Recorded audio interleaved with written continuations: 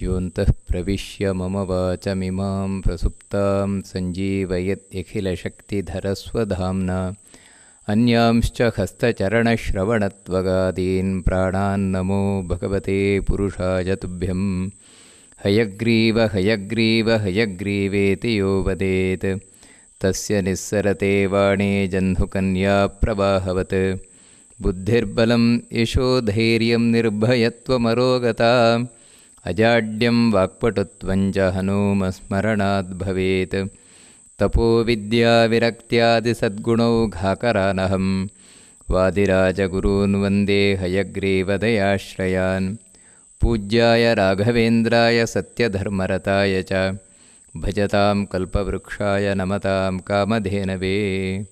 ಓಂ ನಾರಾಯಣಂ ಸುರಗುರುಂ ಜಗದೇಕನಾಥಂ ಭಕ್ತಪ್ರಿಯಂ ಸಕಲಲೋಕನಮಸ್ಕೃತಂಚ ತ್ರೈಗುಣ್ಯವರ್ಜಿತಮಜಂ ವಿಭುಮಾದ್ಯಮೀಶಂ ವಂದೇ ಭವಘ್ನಮಮರಾಸುರಸಿದ್ಧವಂದ್ಯಂ ನಾರಾಯಣಂ ನಮಸ್ಕೃತ್ಯ ನರಂ ಚೈವ ನರೋತ್ತಮಂ ದೇವೀಂ ಸರಸ್ವತೀಂ ವ್ಯಾಸಂ ತತೋ ಜಯಮುದೀರಯೇ.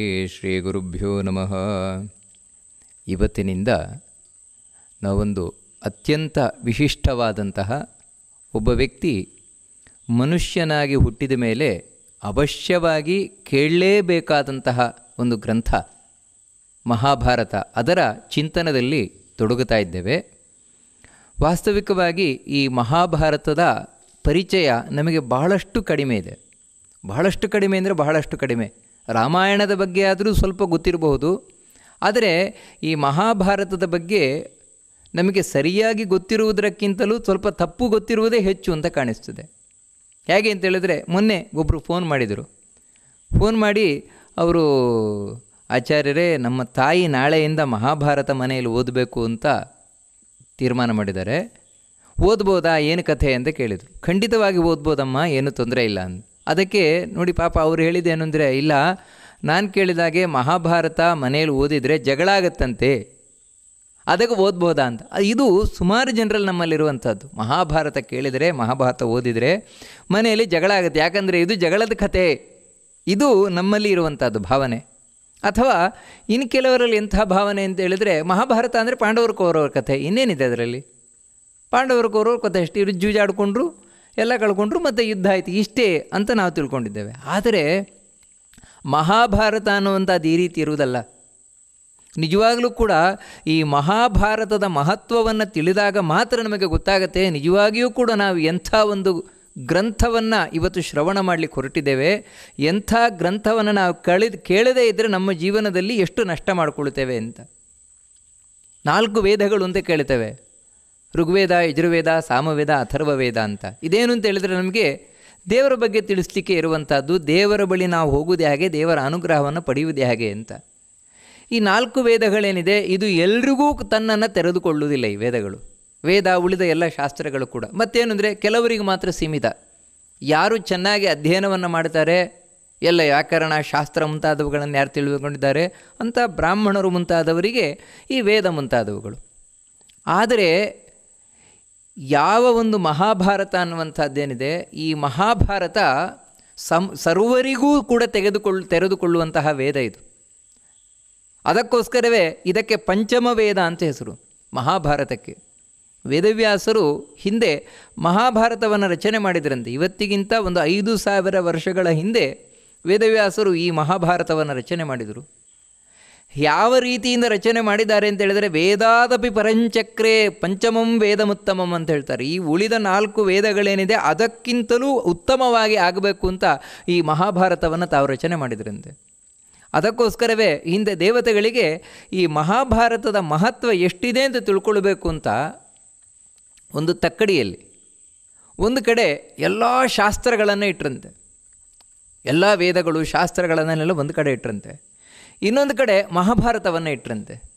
ಆದರೆ ಆ ಮಹಾಭಾರತದ ಭಾರದ ಮುಂದೆ ಉಳಿದ ಎಲ್ಲ ಶಾಸ್ತ್ರಗಳು ಕೂಡ ಹಗುರಾಗಿ ಹೋಯಿತು ಅಂತ ಹೇಳ್ತಾರೆ. ನೋಡಿ, ಅದಕ್ಕಾಗಿಯೇ ಮಹತ್ವಾತ್ ಭಾರವತ್ವಾಚ ಮಹಾಭಾರತ ಮುಚ್ಯತೆ ಅಂತ ಹೇಳ್ತಾರೆ. ಇದಕ್ಕೆ ಯಾಕೆ ಮಹಾಭಾರತ ಅಂತ ಕರೀತಾರೆ ಅಂದರೆ, ಮಹತ್ವಾತ್ ಬಹಳ ಮಹತ್ತರವಾಗಿರುವಂತಹ ಗ್ರಂಥ ಇದು ಅಂತ.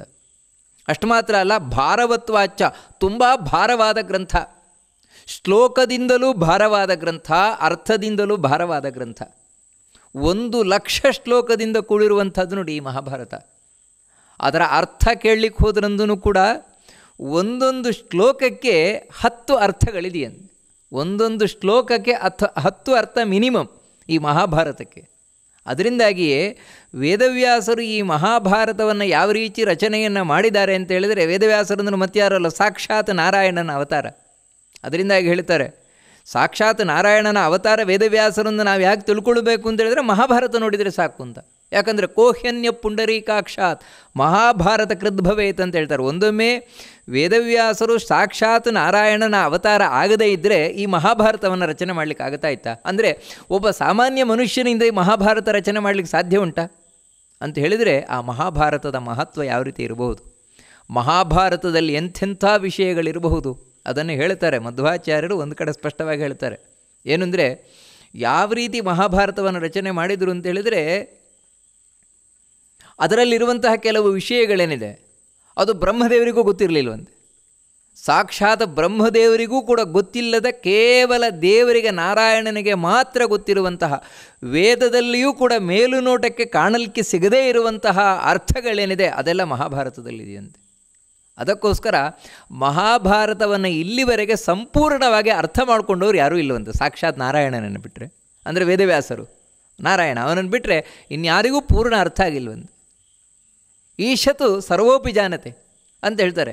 ಸ್ವಲ್ಪ ಎಲ್ರಿಗೂ ಗೊತ್ತುಂಟು ಮಹಾಭಾರತದ ಬಗ್ಗೆ, ಸ್ವಲ್ಪ ಎಲ್ರಿಗೂ ಗೊತ್ತುಂಟು.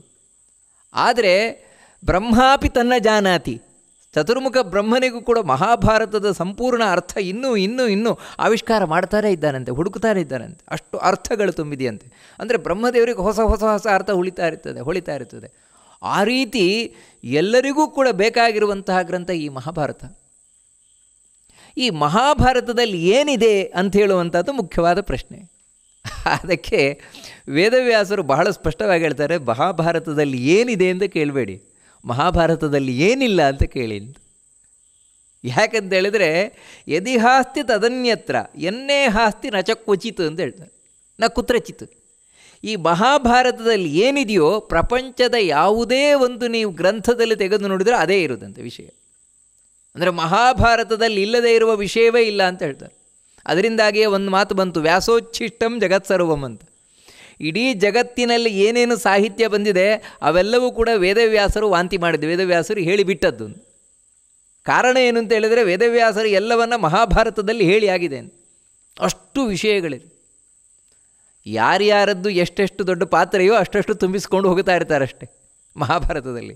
ಅಂದರೆ ಆ ಮಹಾಭಾರತ ಅಷ್ಟು ಸಮಸ್ತ ವಿಷಯಗಳ ಆಕಾರ, ಧರ್ಮ ಅರ್ಥ ಕಾಮ ಮೋಕ್ಷ, ಮನುಷ್ಯ ಬಯಸುವಂಥದ್ದು ಪುರುಷಾರ್ಥ ಅಂತ ಕರಿತೇವೆ, ಆ ಎಲ್ಲ ವಿಷಯಗಳು ಮಹಾಭಾರತದಲ್ಲಿದೆ ಎಂದು ಆ ರೀತಿ ರಚನೆಯನ್ನು ಮಾಡಿದ್ದಾರಂತೆ ವೇದವ್ಯಾಸರು. ಅದೂ ಕೂಡ ಈ ಮಹಾಭಾರತದ ಇನ್ನೊಂದು ವೈಶಿಷ್ಟ್ಯ ಏನು ಅಂತೇಳಿದರೆ, ಸ್ತ್ರೀ ಶೂದ್ರ ಬ್ರಹ್ಮಬಂಧೂನಾಂ ತ್ರಯೀನ ಶ್ರುತಿಗೋಚರ ಇತಿ ಭಾರತಮಾಖ್ಯಾನಂ ಕೃಪಯಾ ಮುನಿನಾಕೃತಂ ಅಂತ ಭಾಗವತ ಹೇಳ್ತದೆ.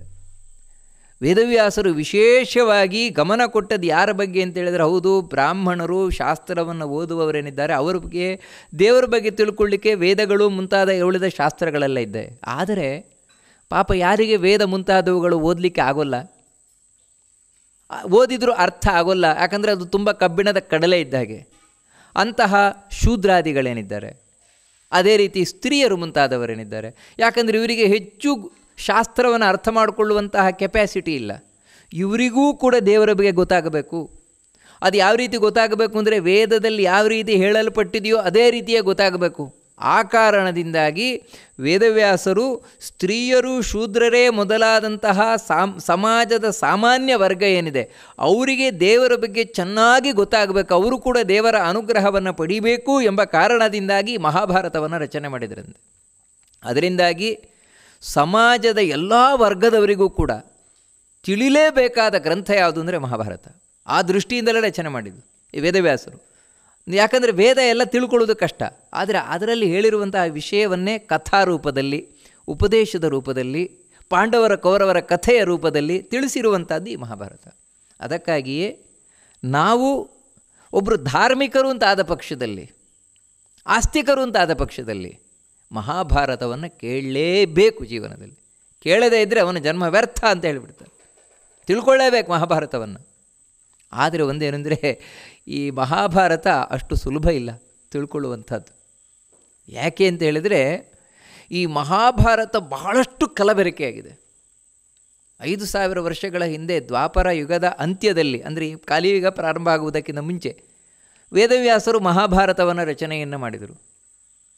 ಆ ರೀತಿ ರಚನೆಯನ್ನು ಮಾಡಿದ ಮೇಲೆ ಇವತ್ತಿನವರೆಗೆ ತುಂಬ ಅದರಲ್ಲಿ ಬದಲಾವಣೆಗಳಾಗಿದೆ. ಇವತ್ತು ಎಲ್ಲಿವರೆಗೆ ಅಂತ ಹೇಳಿದರೆ ಮಹಾಭಾರತದಲ್ಲಿಯೇ ಔತ್ತರೆಯ ಪಾಠ, ಉತ್ತರ ಭಾರತದಲ್ಲಿ ಮಹಾಭಾರತದ ಪಾಠ ಬೇರೆಯೇ ಇದೆ, ದಕ್ಷಿಣ ಭಾರತದಲ್ಲಿ ಮಹಾಭಾರತ ಪಾಠ ಬೇರೆಯೇ ಇದೆ. ಅಂದರೆ ಅಧ್ಯಾಯಗಳೇ ವ್ಯತ್ಯಾಸ. ಇಲ್ಲಿರುವಂತಹ ಅಧ್ಯಾಯಗಳು ಅಲ್ಲಿಲ್ಲ, ಅಲ್ಲಿರುವ ಕೆಲವು ವಿಷಯಗಳಿಲ್ಲ, ಇಷ್ಟು ವ್ಯತ್ಯಾಸ ಇದೆ.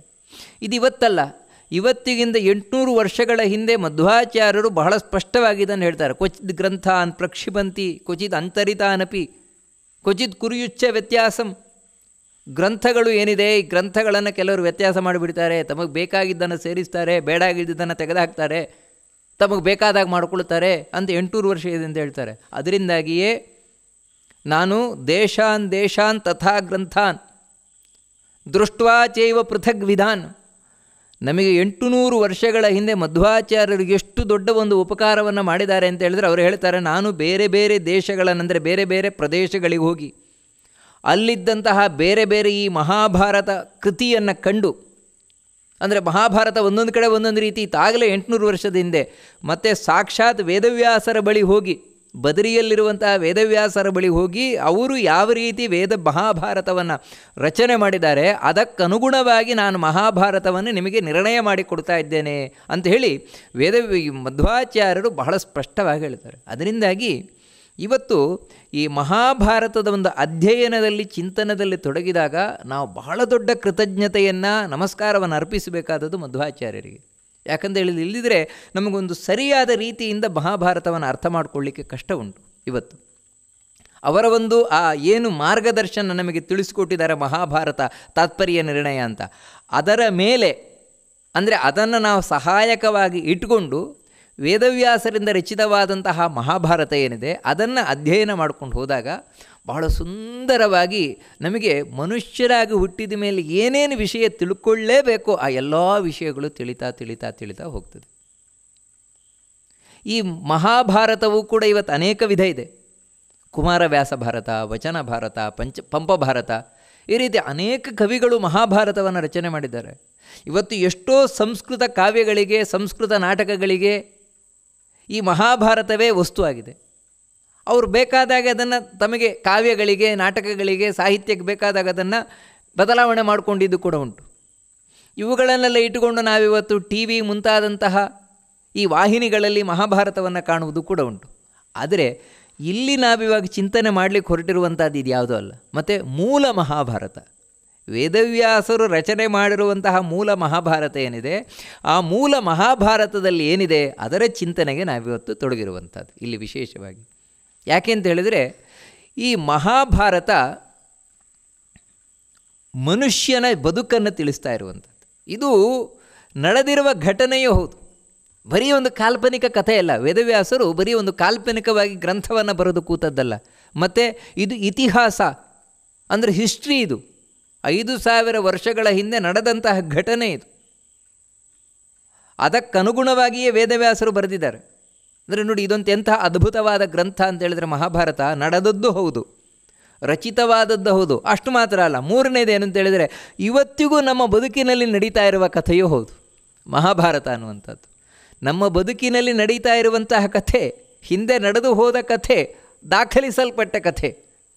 ಇದರ ಸಾಕ್ಷಿಯಾಗಿ ನಮಗಿರುವಂಥದ್ದು. ಯಾಕಂದರೆ ನೋಡಿ, 2 ಇತಿಹಾಸಗಳು ಪ್ರಸಿದ್ಧವಾಗಿರುವಂಥದ್ದು, ಒಂದು ರಾಮಾಯಣ, ಇನ್ನೊಂದು ಮಹಾಭಾರತ. ರಾಮಾಯಣಕ್ಕೆ ಇವತ್ತು ಸಾಕ್ಷಿಯಾಗಿರುವಂಥದ್ದು ಯಾವುದು ಅಂದರೆ ರಾಮನ ಸೇತುವೆ. ದಕ್ಷಿಣ ಸಮುದ್ರದಲ್ಲಿ ಇವತ್ತಿಗೂ ಕೂಡ ಯಾರಿಂದಲೂ ಭೇದಿಸಲಿಕ್ಕೆ ಅಸಾಧ್ಯವಾದಂತಹ ರಾಮ ಸೇತುವೆ. ಅದೇ ರೀತಿ ಈ ಮಹಾಭಾರತಕ್ಕೆ ಸಾಕ್ಷಿಯಾಗಿರುವಂಥದ್ದು ಯಾವುದು ಅಂತ ಹೇಳಿದರೆ ಸಮುದ್ರದಲ್ಲಿ ಮುಳುಗಿರುವಂತಹ ದ್ವಾರಕೆ. ಇವತ್ತಿಗೂ ಕೂಡ ಇದು ನಮಗೆ ಸಂಶೋಧನೆಯಿಂದ ಸಿಕ್ಕಿದೆ. ಕೆಳಗೆ ಸಮುದ್ರದ ದ್ವಾರಕೆಯಲ್ಲಿ ಕೋಟೆಗಳು ಮುಂತಾದ ಎಲ್ಲ ಈ ಅವಶೇಷಗಳು. ಇದೇನೆಂದರೆ ಮಹಾಭಾರತ ನಡೆದಿದೆ ಅನ್ನುವುದನ್ನು ತಿಳಿಸ್ತಾ ಇದೆ. ಅದೇ ರೀತಿ ಇನ್ನೂ ಅನೇಕ ಈ ಅವಶೇಷಗಳೇನಿದೆ ಮಹಾಭಾರತ ನಡೆದಿರುವಂಥ ಕಥೆ ಅಂತ ತಿಳಿಸ್ತಾ ಇದೆ. ಹೀಗೆ ನಡೆದಿರುವಂಥ ಕಥೆ ಮಹಾಭಾರತ 5000 ವರ್ಷಗಳ ಹಿಂದೆ. ಅಷ್ಟು ಮಾತ್ರ ಅಲ್ಲ, ನಮ್ಮ ಜೀವನಕ್ಕೆ ಸಂಬಂಧಪಟ್ಟ ಕಥೆ. ಅದರಿಂದಾಗಿಯೇ ಈ ಮಹಾಭಾರತವನ್ನು ಮನ್ವಾದಿ ಕೇಚಿತ್ ಬ್ರುವತೆ ಆಸ್ತಿಕ್ಯಾದಿ ತಥಾಪರೇ ತಥೋ ಪರಿಚರಾದ್ಯನ್ಯೇ ಭಾರತಂ ಪರಿಚಕ್ಷತೆ ಎಂದು ಮಹಾಭಾರತ ಹೇಳುತ್ತದೆ. ಮಹಾಭಾರತ ಒಂದು ಅರ್ಥದಲ್ಲಿ ನೋಡಿದರೆ ಪಾಂಡವರ ಕೌರವರ ಕಥೆಯಾಗಿ ನಮಗೆ ತೆರೆದುಕೊಳ್ಳುತ್ತದೆ. ಇನ್ನೊಂದು ಕಡೆಯಿಂದ ನಾವು ನೋಡಿದರೆ ಮಹಾಭಾರತ ಅನ್ನುವಂಥದ್ದು ನಮ್ಮ ಬದುಕಿನ ಸಂಘರ್ಷವನ್ನು ತಿಳಿಸ್ಕೊಂಡು ಹೋಗ್ತದೆ. ಇನ್ನೊಂದು ರೀತಿಯಿಂದ ನೋಡಿದರೆ ಮಹಾಭಾರತ ಅನ್ನುವಂಥದ್ದು ಪಾಂಡವರ ಕೌರವರ ಕಥೆಯಿಂದ ಬೇರೆಯಾಗಿ ವಾಸುದೇವಸ್ಯ ಮಹಾತ್ಮ್ಯಂ, ಕೃಷ್ಣನ ಮಹಿಮೆ ಏನಿದೆ, ಕೃಷ್ಣನ ಮಹಿಮೆಯನ್ನು ಪ್ರತಿಪಾದನೆ ಮಾಡಲಿಕ್ಕೋಸ್ಕರವೇ ಇರುವ ಗ್ರಂಥ ಇದು. ಅದರಿಂದಾಗಿಯೇ ಈ ಮಹಾಭಾರತ ಪ್ರಾರಂಭ ಆಗುವುದೇ ನಾರಾಯಣಂ ಸುರಗುರುಂ ಜಗದೇಕನಾಥಂ ಭಕ್ತಪ್ರಿಯಂ ಸಕಲಲೋಕ ನಮಸ್ಕೃತಂಚ ತ್ರೈಗುಣ್ಯವರ್ಜಿತಮಜಂ ವಿಭುಮಾದ್ಯಮೀಶಂ ವಂದೇ ಭವಘ್ನಮರಾಸುರಸಿದ್ಧವಂದ್ಯಂ. ಈ ಶ್ಲೋಕದಿಂದಲೇ ಶುರುವಾಗೋದು ಮಹಾಭಾರತ. ಇದು ಕೂಡ ನಾವು ತಿಳ್ಕೊಳ್ಬೇಕಾದಂದರೆ ಈ ಮಹಾಭಾರತ ಅನ್ನೋದು ಎಷ್ಟು ಗೊಂದಲಮಯವಾಗಿದೆ ಇವತ್ತು ನಮಗೆ ಸಿಗುವಂಥದ್ದು ಅಂದರೆ, ಈ ಶ್ಲೋಕ ಎಷ್ಟೋ ಇವತ್ತು ಮಹಾಭಾರತ ಪ್ರಿಂಟಾದ ಪುಸ್ತಕಗಳಲ್ಲಿಲ್ಲ. ಆದರೆ ಪ್ರಾಚೀನವಾದಂತಹ ತಾಡೆವಾಲೆಗಳೇನಿದೆ ಆ ತಾಡೆವಾಲೆಗಳಲ್ಲಿ ನಾವು ನೋಡಿದರೆ ಈ ಶ್ಲೋಕದಿಂದ ಪ್ರಾರಂಭ ಆಗ್ತದೆ ಮಹಾಭಾರತ. ವಾಸ್ತವಿಕವಾಗಿ ಯಾವತ್ತು ಮೊದಲ ಶ್ಲೋಕ ಏನಿದೆ ಅದು ಇಡೀ ಗ್ರಂಥದ ಒಂದು ಸಾರವಾಗಿರುತ್ತದೆ, ಅದು ಎಸೆನ್ಸ್, ಅದನ್ನು ತೆಗೆದು ಅದರಲ್ಲಿ ಹಾಕಿರ್ತಾರೆ. ಇಲ್ಲಿ ಈ ಶ್ಲೋಕದ ಮೂಲಕ ವೇದವ್ಯಾಸರು ನಮಗೇನು ತಿಳಿಸಿಕೊಡ್ತಾ ಇದ್ದಾರೆ ಅಂತೇಳಿದರೆ, ಈ ಗ್ರಂಥ ನಾರಾಯಣನ ಮಹಾತ್ಮೆಯನ್ನೇ ತಿಳಿಸ್ಲಿಕ್ಕೆ ಹೊರಟಿದೆ. ಅದು ನಾರಾಯಣನನ್ನು ಏನು ತಿಳಿಸ್ತಾ ಇದೆ ಅಂದರೆ, ನಾರಾಯಣಂ ಸುರಗುರುಂ, ಸಮಸ್ತ ದೇವತೆಗಳ ಗುರುವು ಅಂದರೆ ಸಮಸ್ತ ದೇವತೆಗಳಿಗೆ ಒಡೆಯನಾಗಿರುವವನು ಯಾರು ಅಂದರೆ ನಾರಾಯಣ. ಸ್ಪಷ್ಟ. ಎಲ್ಲಿವರೆಗೆ ಇಲ್ಲಿ ಕೃಷ್ಣ ಅವತಾರ ಮಾಡಿ ಬರಲಿಲ್ಲ ಅಲ್ಲಿ ತನಕ ಉಳಿದ ಎಲ್ಲ ದೇವತೆಗಳು ಬಂದಿದ್ದರು ಇಲ್ಲಿ. ಯಾಕಂದರೆ ಪಾಂಡವರ ಪಕ್ಷದಲ್ಲಿ ಯಾರ್ಯಾರಿದ್ದರೂ ಅವರೆಲ್ಲರೂ ಒಂದಾ ದೇವತಾಂಶರು ಅಥವಾ ದೇವತೆಗಳು. ಆದರೆ ಯಾರಿಗೂ ಕೂಡ ಕೃಷ್ಣ ಬರುವವರೆಗೆ ಬಲ ಬರಲಿಲ್ಲ ನೋಡಿ. ಕೃಷ್ಣ ಯಾವಾಗಿಲ್ಲಿ ಅವತಾರ ಮಾಡಿ ಬಂದ ಮತ್ತೆಯೇ ಸಮಸ್ತ ದೇವತೆಗಳಿಗೂ ಕೂಡ ಈ ದುಷ್ಟರನ್ನು ಸಂಹಾರ ಮಾಡಲಿಕ್ಕೆ ಬಲ ಬಂದದ್ದು, ದುಷ್ಟರನ್ನು ಸಂಹಾರ ಮಾಡ್ಕೊಂಡು ಹೋದದ್ದು. ಇದು ನಾವು ಮಹಾಭಾರತದಲ್ಲಿ ಮುಂದೆ ನೋಡ್ಕೊಂಡು ಹೋಗ್ತೇವೆ. ಎಲ್ಲಕ್ಕಿಂತ ಮುಖ್ಯವಾಗಿ ಇಡೀ ಮಹಾಭಾರತ ಯುದ್ಧವನ್ನು ನೋಡಿ. ಮಹಾಭಾರತ ಯುದ್ಧದಲ್ಲಿ ನಿಜವಾಗಿಯೂ ಕೂಡ ಯಾರು ಮುಂದೆ ನಿಂತಿದ್ದು? ಒಬ್ಬ ಕೃಷ್ಣ ತಾನೇ. ಕೃಷ್ಣನೇ ಮುಂದೆ ನಿಂತಿತ್ತು. ವಾಸ್ತವಿಕವಾಗಿ ಯುದ್ಧ ಮಾಡಲಿಲ್ಲ, ಬರೀ ಚಾಟಿ ಹಿಡ್ಕೊಂಡು ರಥ ಓಡಿಸ್ತಾ ಇದ್ದ. ಆದರೆ ಇಡೀ ಯುದ್ಧದ ಎಲ್ಲ ನೇತೃತ್ವ ವಹಿಸಿದ ಕೃಷ್ಣನ. ಇದು ಭೀಷ್ಮಾಚಾರ್ಯರಿಗೆ ಗೊತ್ತು, ದ್ರೋಣಾಚಾರ್ಯರಿಗೆ ಗೊತ್ತು, ಪಾಂಡವರಿಗೆ ಗೊತ್ತುಂಟು. ಕಾರಣ ಏನಂತೇಳಿದರೆ, ಸುರಗುರುಂ, ಸಮಸ್ತ ದೇವತೆಗಳಿಗೆ ಗುರು ಕೃಷ್ಣನೇ. ಅವನು ಬೇಕಿದ್ರೆ ಆಯುಧ ಹಿಡೀಲಿ ಹಿಡದೇ ಇರಲಿ, ಯುದ್ಧ ಮಾಡಲಿ ಮಾಡದೇ ಇರಲಿ, ಅವನ ಕಣ್ಣಿನ ಸಂಜ್ಞೆಯಂತೆಯೇ ಎಲ್ಲ ನಡೆಯುವಂಥದ್ದು. ಅದಕ್ಕೆ ನಾರಾಯಣಂ ಸುರಗುರುಂ ಜಗದೇಕನಾಥಂ, ಇಡೀ ಜಗತ್ತಿಗೆ ಅವನೊಬ್ಬನೇ ಒಡೆಯ, ಇನ್ಯಾರೂ ಇಲ್ಲ. ಇದು ಮಹಾಭಾರತದಲ್ಲಿ ಸ್ಪಷ್ಟವಾಗಿ ಗೊತ್ತಾಗಲ್ಪಟ್ಟಿದೆ. ನಾವು ಮುಂದೆ ಏನು ಇಡೀ ಮಹಾಭಾರತ ನೋಡಲಿಕ್ಕೆ ಹೊರಟಿದ್ದೇವೆ, ಅದರಲ್ಲಿ ತಿಳ್ಕೊಳ್ಬೇಕಾದ ಒಂದೇನು ಅಂದರೆ, ಇಡೀ ಜಗತ್ತಿಗೆ ಮುಖ್ಯನಾದಂತಹ ಒಡೆಯ ಸ್ವಾಮಿ ಯಾರು ಅಂದರೆ ಕೃಷ್ಣನೇ, ನಾರಾಯಣನೇ. ಅಂದರೆ ಕೃಷ್ಣ ಬೇರೆ ಅಲ್ಲ, ನಾರಾಯಣ ಬೇರೆ ಅಲ್ಲ. ಅದಕ್ಕೋಸ್ಕರ ಇಡೀ ಮಹಾಭಾರತದಲ್ಲಿ ನೋಡಿ, ಕೃಷ್ಣ ಏನು ಇಚ್ಛಿಸಿದ್ದಾನೆ ಅದಕ್ಕಿಂತ ವಿರುದ್ಧವಾಗಿ ನಡೆದಿದೆಯಾ? ಕೃಷ್ಣ ಏನು ಬೇಕೋ ಎಲ್ಲ ಮಾಡಿದ್ದಾನೆ. ಹಗಲನ್ನು ರಾತ್ರಿ ಮಾಡಿದ್ದಾನೆ, ರಾತ್ರಿಯನ್ನು ಹಗಲು ಮಾಡಿದ್ದಾನೆ, ಏನು ಬೇಕೋ ಎಲ್ಲ ಮಾಡಿದ್ದಾನೆ. ಮುಂದೆ ಅದನ್ನು ನೋಡ್ಕೊಂಡು ನಾವು ಹೋಗ್ತೇವೆ. ಅದಕ್ಕೆ ಜಗದೇಕನಾಥಂ ಭಕ್ತಪ್ರಿಯಂ, ಭಕ್ತರಿಗೆ ಅತ್ಯಂತ ಪ್ರಿಯನಾದವನು. ಪಾಂಡವರಿಗಿಂತ ಇನ್ನೇನು ಬೇಕು? ಇಡೀ ಪಾಂಡವರ ಕಡೆಗೂ ಕೂಡ ತಾವು ಜಯವನ್ನು ಗಳಿಸಿದ್ದೇ ಕೃಷ್ಣನಿಂದ, ಮೊದಲಿಂದ ಕಡೆವರೆಗೆ. ಭಕ್ತರು ಅಂತೇಳಿದರೆ ಕೃಷ್ಣನಿಗೆ ಎಷ್ಟಿಷ್ಟ ಅದು ನಮಗೆ ಸ್ಪಷ್ಟ ಗೊತ್ತಾಗುತ್ತೆ. ಮಮ ಪ್ರಾಣಾಹಿ ಪಾಂಡವಾಹ ಅಂತೇಳಿ ಕೃಷ್ಣ ಅವರನ್ನು ರಕ್ಷಣೆ ಮಾಡಿದ್ದಾನೆ. ಭಕ್ತಪ್ರಿಯಂ ಸಕಲ ಲೋಕ ನಮಸ್ಕೃತಂಚ. ಅಷ್ಟು ಮಾತ್ರ ಅಲ್ಲ, ಸಕಲ ಲೋಕವು ಸಮಸ್ತ ಜನರೂ ಕೂಡ ನಮಸ್ಕರಿಸುವಂಥದ್ದು ಇವನಿಗೆ, ಕೃಷ್ಣನಿಗೆ. ಸ್ಪಷ್ಟತಾನೇ ಇದು. ಗೊತ್ತಿರಲಿ ಗೊತ್ತಿಲ್ಲದೆ ಇರಲಿ, ಇದನ್ನು ಭಗವದ್ಗೀತೆಯಲ್ಲಿ ಕೃಷ್ಣನೇ ಸ್ಪಷ್ಟವಾಗಿ ಹೇಳಿದ್ದಾನೆ. ಮಮ ವರ್ತಮಾನುವರ್ತಂದೆ ಮನುಷ್ಯ ಪಾರ್ಥ ಸರ್ವಶಃ ಅಂತ. ಯಾರಿಗೆ ಬೇಕಾದರೂ ನಮಸ್ಕಾರ ಮಾಡಲಿ, ನನ್ನ ಕಾಲಡಿಗೆ ಬರುವುದೊಂದು. ಸರ್ವದೇವ ನಮಸ್ಕಾರ ಕೇಶವಂ ಪ್ರತಿ ಗಚ್ಚತಿ ಅಂತ ಹೇಳಿದಾಗ, ಯಾವ ರೀತಿ ಎಲ್ಲಿ ಮಳೆ ಬಂದರೂ ಕೂಡ ಕಡೆಗೆ ಹೋಗಿ ಸಮುದ್ರಕ್ಕೆ ಸೇರ್ತದೋ ಆ ರೀತಿ ಯಾರಿಗೆ ನಮಸ್ಕಾರ ಮಾಡಿದರೂ ಹೋಗಿದ್ದು ಕೃಷ್ಣನಿಗೆ ಸೇರುವಂಥ. ಇದೆಲ್ಲ ಸ್ಪಷ್ಟ ಮುಂದೆ ಮಹಾಭಾರತದಲ್ಲಿ ನೋಡಲಿಕ್ಕಿದ್ದೇವೆ ನಾವು. ತ್ರೈಗುಣ್ಯವರ್ಜಿತಂ, ಸಾತ್ವಿಕ ರಾಜಸ ತಾಮಸ, ಈ ಮೂರು ಗುಣಗಳೇನಿದೆ ನಮ್ಮನ್ನು ಕಾಡ್ತಾ ಇರುವಂಥದ್ದು, ನಮ್ಮ ಹುಟ್ಟು ಸಾವಿಗೆ ಕಾರಣವಾಗಿರುವಂಥದ್ದು, ದುಃಖ ದುಮ್ಮಾನಗಳಿಗೆ ಕಾರಣವಾಗಿರುವಂಥದ್ದು, ಎಲ್ಲ ನಮ್ಮ ಕಷ್ಟಗಳಿಗೆ ಮೂಲ ಕಾರಣ ಈ ತ್ರಿಗುಣ, ಅಂದರೆ 3 ಗುಣದ ಬಂಧನ. ದೇವರಿಗಿದಿಲ್ಲ, ಕೃಷ್ಣನಿಗಿದಿಲ್ಲ. ಅದಕ್ಕಾಗಿಯೇ ತಾನು ಅವತಾರ ಮಾಡಬೇಕಾದ್ರೇ ನಮ್ಮ ಹಾಗೆ ಬಂದವನಲ್ಲ. ಶಂಖ ಚಕ್ರ ಗದಾ ಪದ್ಮವನ್ನು ಹಿಡ್ಕೊಂಡೇ ದೇವರ ಅವತಾರ ಮಾಡಿ ಬಂದವ. ಪಟ್ಟೆ ಪೀತಾಂಬರವನ್ನು ತೊಟ್ಟೇ ಕೃಷ್ಣ ಬಂದವ. ಯಾಕಂದರೆ ನಾನು ತ್ರೈಗುಣ್ಯ ವರ್ಜಿತ, 3 ಗುಣಗಳು ನನಗೆ ತಾಕುವುದೇ ಇಲ್ಲ. ನಾವು ಹಾಗಲ್ಲ. ನಾವು ಆ 3 ಗುಣಗಳ ವಶಕ್ಕೆ ಒಳಗಾಗಿ ಹುಟ್ಟಬೇಕಾದ್ರೆ ಹತ್ಕೊಳ್ತಾನೆ ಹುಟ್ಕೊಂಡು ಬರ್ತೇವೆ. ಯಾಕಂದರೆ ರಜೋಗುಣ ತಮೋಗುಣ ಅಷ್ಟಿರ್ತದೋ, ಅದಕ್ಕೋಸ್ಕರ ಹತ್ಕೊಂಡೇ ಹುಟ್ಕೊಂಡು ಬರೋದು. ಕಡೆಗೆ ಅಳದೇ ಇದ್ದರೆ ನಮಗೆ ಏನಾದರೂ ಒಂದು ನೋವನ್ನು ಮಾಡಿ ಆದರೂ ಅಳಬೇಕು. ಮಗು ಅಳ್ತಾ ಇದೆ ಆ ರೀತಿ ಇರುವರು. ಅದಕ್ಕೆ ನಾವು ತ್ರೈಗುಣ್ಯದಿಂದ ಸಹಿತರಾದವರು, ತ್ರೈಗುಣ್ಯದಿಂದ ವರ್ಜಿತನಾದವನು. ತ್ರೈಗುಣ್ಯ ವರ್ಜಿತಂ ಅಜಂ, ಹುಟ್ಟಿಲ್ಲದವ. ವಿಭುಂ, ಎಲ್ಲರಿಗೂ ಒಡೆಯ ಅವನೇ, ಎಲ್ಲರಿಗಿಂತ ವಿಶೇಷವಾಗಿರುವವನು. ಅದಕ್ಕೆ ಕೃಷ್ಣ ಅಂದರೆ ಸ್ಪೆಷಲ್. ಇಡೀ ಮಹಾಭಾರತದಲ್ಲಿ ನೋಡಿ ನೀವು, ಕೃಷ್ಣ ಬಂದ, ಕೃಷ್ಣನ ಒಂದು ಮಾತಿರ್ಬೋದು, ಕೃಷ್ಣನ ಒಂದು ಚಟುವಟಿಕೆ ಇರ್ಬೋದು, ಉಳಿದವರು ಎಲ್ರಿಗಿಂತ ಬೇರೆಯೇ ಕೃಷ್ಣನ. ವಿಭುಂ ಆದ್ಯಂ ಈಶಂ, ಯಾರೂ ಇಲ್ಲದೇ ಇದ್ದಾಗಲೂ ಅವನೊಬ್ಬನೇ ಇದ್ದವ, ಆದಿಯಲ್ಲಿದ್ದವ, ಎಲ್ಲರಿಗೂ ಒಡೆಯನಾದವ. ಆದ್ಯಂ ಈಶಂ ಒಂದೇ ಭವಘ್ನಂ, ಅಂತಹ ಭಗವಂತನಿಗೆ ನಮಸ್ಕಾರವನ್ನು ಮಾಡುತ್ತಾ, ಯಾಕೆ ನಮಸ್ಕಾರ ಮಾಡಬೇಕು? ಭವಘ್ನಂ, ನಮ್ಮ ಸಂಸಾರ ಏನಿದೆ, ನಮ್ಮ ದುಃಖ ದುಮ್ಮಾನಗಳೇನಿದೆ ಅದೆಲ್ಲವನ್ನು ಕೂಡ ಪರಿಹರಿಸುವಂಥವನು. ಅಮರಾಸುರ ಸಿದ್ಧವಂದ್ಯಂ, ದೇವತೆಗಳಿಗಿಂತ ಬೇರೆಯಾದಂತಹ ಮನುಷ್ಯರು, ಸಿದ್ಧರು, ಉಳಿದ ಎಲ್ಲ ಈ ದೇವತಾ ಸಮೂಹ, ಸಜ್ಜನರ ಸಮೂಹ ಏನಿದೆ ಅವರೆಲ್ಲರಿಂದಲೂ ವಂದಿತನಾದವನು ಆ ನಾರಾಯಣ ಕೃಷ್ಣ. ಅವನೇ ಈ ಮಹಾಭಾರತದಲ್ಲಿ ಹೇಳಲ್ಪಡ್ತಾ ಇರುವವನು. ಸ್ಪಷ್ಟವಾಗಿ ವೇದವ್ಯಾಸರು ಮೊದಲ ಶ್ಲೋಕದಲ್ಲಿ ಹೇಳಿದ್ದಾರೆ. ಇಷ್ಟು ಹೇಳಿ ಈ ಮಹಾಭಾರತವನ್ನು ಅಧ್ಯಯನ ಮಾಡುವುದಕ್ಕಿಂತ ಮುಂಚೆ ನಾವು ಕೆಲವರಿಗೆ ನಮಸ್ಕಾರ ಮಾಡಿ ಮುಂದುವರಿಬೇಕು. ಇಲ್ಲಿದ್ರೆ ಮಹಾಭಾರತ ಅರ್ಥ ಆಗೋಲ್ಲ.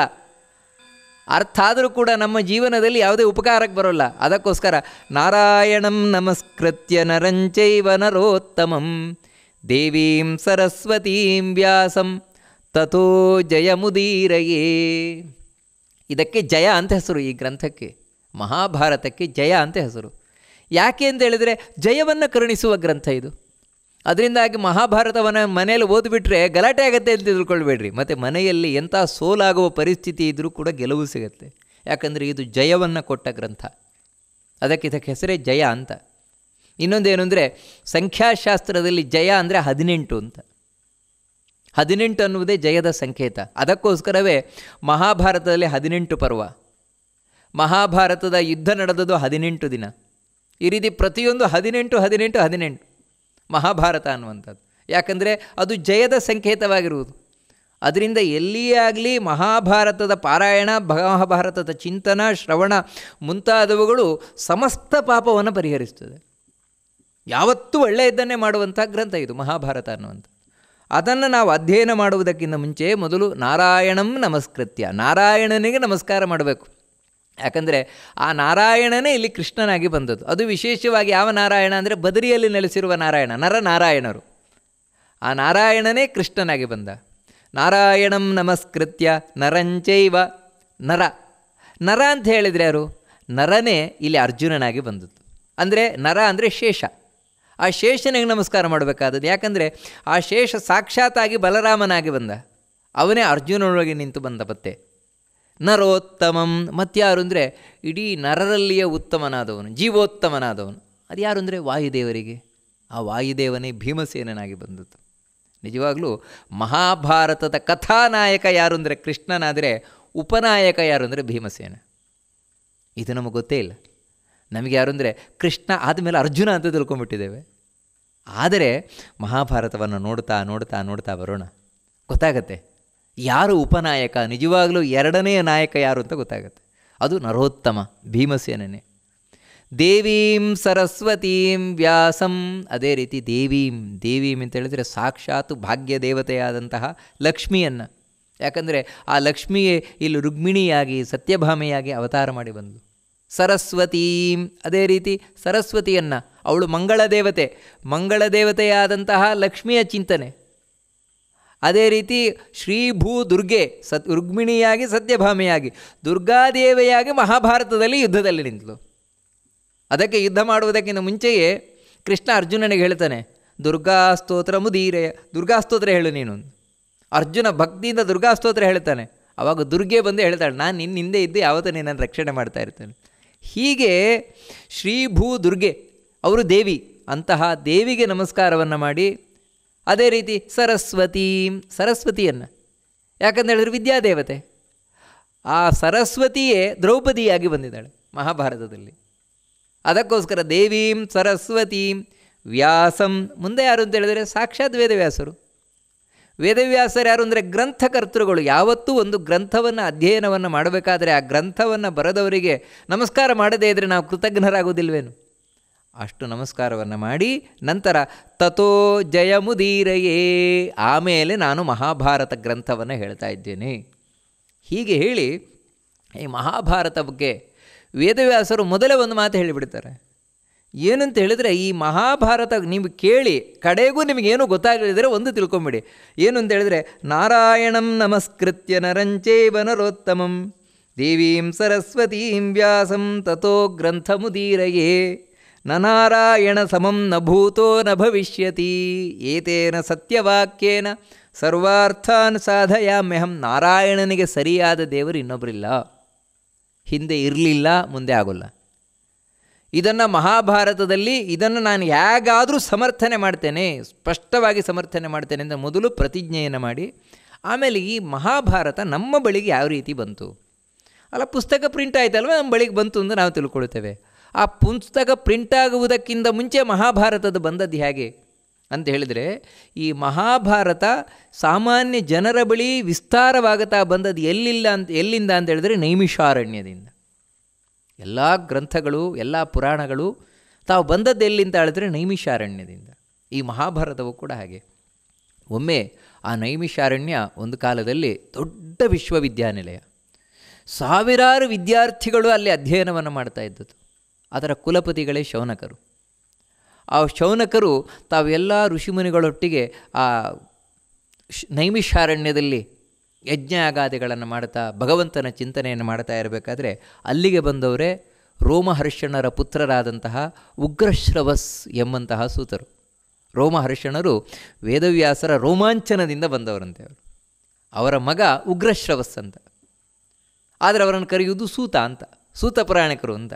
ಆದರೆ ಯಾಕೆ ಸೂತ ಪುರಾಣಿಕರು ಅಂದರೆ ಜಾತಿಯಿಂದ ಸೂತರವರು, ಸೂತ ಜಾತಿಯವರು. ಸೂತ ಜಾತಿಯವರು ಅಂದರೆ ಕುದುರೆ ಗಾಡಿ ಓಡಿಸೋರು, ಆ ಜಾತಿಯವರವರು ಉಗ್ರಶ್ರವ ಸೂತರು. ಆದರೆ ಉಗ್ರಶ್ರವಸ್ ಬಹಳ ಕೇಳುವವರಂತೆ. ಅವರು ಕೇಳಿದ್ದನ್ನೆಲ್ಲ ನೆನಪಿಟ್ಟುಕೊಳ್ಳುವವರು ಅಂತೆ.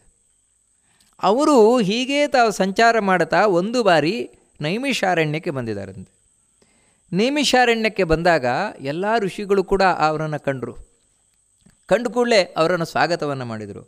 ಅವರು ಕೂಡ ವಿನಯಾವನತೋ ಭೂತ್ವ ಕದಾಚಿತ್ ಸೂತನಂದನಃ ತಮಾಶ್ರಮಮನುಪ್ರಾಪ್ಯ ನೈಮಿಷಾರಣ್ಯವಾಸಿನಃ. ಸೂತ ಪುರಾಣಿಕರು ಕೂಡ ಅಷ್ಟೇ ವಿನಯದಿಂದ ಬಂದು ಎಲ್ಲ ಋಷಿಮುನಿಗಳೇನಿದ್ದಾರೆ ಶೌನಕರೇ ಮೊದಲಾದವರು ಅದೆಲ್ಲರಿಗೂ ಗೌರವವನ್ನು ಕೊಟ್ಟರು. ಯಾಕಂತ ಹೇಳಿದರೆ ಇವರೆಲ್ಲರೂ ಬ್ರಾಹ್ಮಣರು, ನಾನು ಸೂತ ಜಾತಿಯವನು. ನೋಡಿ, ಆಗಿನ ಕಾಲದಲ್ಲಿ ಜ್ಞಾನಕ್ಕೆ ಎಷ್ಟು ಮಹತ್ವ ಇರ್ತಾ ಇತ್ತು ಅಂತ. ಹಾಗೆಯೇ ಈ ಶೌನಕಾದಿ ಋಷಿಗಳೇನಿದ್ದಾರೆ ಅವರು ನಾವು ಬ್ರಾಹ್ಮಣರು, ಇವರಿಗೇನು ಬೆಲೆ ಕೊಡೋದು, ಆ ರೀತಿಯಲ್ಲ. ಅವರು ಕೂಡ ಆ ಸೂತ ಪುರಾಣಿಕರಿಗೆ ಯಾವ ರೀತಿ ತಾವು ಗೌರವ ಕೊಡಬೇಕೋ ಆ ರೀತಿ ಗೌರವವನ್ನು ಕೊಟ್ಟಿದ್ದಾರಂತೆ, ಸ್ವಾಗತವನ್ನು ಮಾಡಿದ್ದಾರಂತೆ. ಯಾಕಂದರೆ ದೊಡ್ಡ ಜ್ಞಾನಿಗಳವರು ಅಂತ ಸೂತ ಪುರಾಣಿಕರು. ಯಾಕಂದರೆ ಜ್ಞಾನಕ್ಕೆ ಮಹತ್ವ ಹಿಂದೆ ಇದ್ದದ್ದು, ಜಾತಿಗಲ್ಲ. ಜ್ಞಾನದಿಂದಾಗಿ ಜಾತಿಗೆ ಮಹತ್ವ. ಬ್ರಾಹ್ಮಣರಿಗೆ ಹಿಂದೆ ಯಾಕೆ ಮಹತ್ವ ಇತ್ತು ಅಂದರೆ ಜ್ಞಾನದಿಂದಾಗಿ. ನೋಡಿ, ಜ್ಞಾನ ಇತ್ತು ಅಂತ ಹೇಳಿದ್ರೆ ಇವಾಗ ಸೂತ ಪುರಾಣಿಕರು ಜಾತಿಯಲ್ಲಿ ಸೂತರಾದರೂ ಕೂಡ ಅವರಿಗೆ ಬ್ರಾಹ್ಮಣರಾದ ಶೌನಕರಾದಿಗಳು ಎಷ್ಟು ಒಂದು ಗೌರವವನ್ನು ಕೊಡ್ತಾರೆ ಅಂತ ಹೇಳಿದರೆ, ಅವರಿಗೆ ಕೂರ್ಲಿಕ್ಕೆ ಆಸನವನ್ನು ಕೊಟ್ಟರಂತೆ. ಕೂತ್ಕೊಳ್ಳಿ ನೀವು ಅಂತ ಆಸನವನ್ನು, ಎತ್ತರವಾದ ಆಸನ. ಯಾಕಂದರೆ ಅವ್ರ ಮೇಲೆ ಕೂತು ಎಲ್ರಿಗೂ ಹೇಳಬೇಕಲ್ವ, ಅವರೆಲ್ಲ ತಿಳ್ಕೊಂಡಿರುವವರು.